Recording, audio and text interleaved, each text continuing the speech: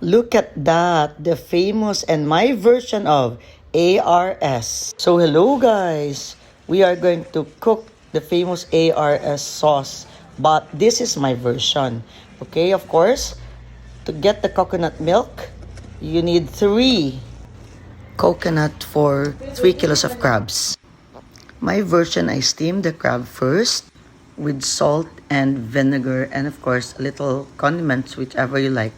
And after it's cooked, the claws are separated. And I sauteed garlic, onions, and ginger. Fry achete seeds in oil. Strain.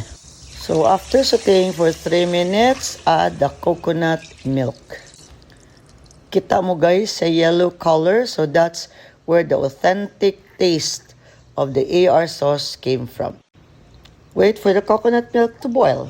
Add salt, and then you can add any condiments like pakasarap and then white pepper, but I prefer mine later.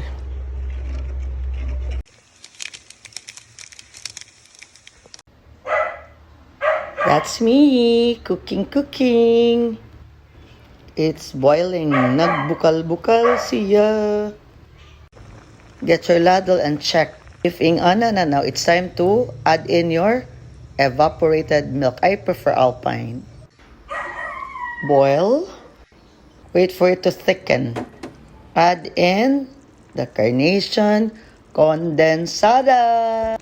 And then you mix. Okay. Add in according to taste and to sweetness. And now it's time for our star of the night to be drowned in the sauce. Tanan! Then boil for a while. Bukal. And there I am, cooking in a hello, it's me. And it's cooked and ready to eat. That's the claws. I just put in some sauce. Rice, please.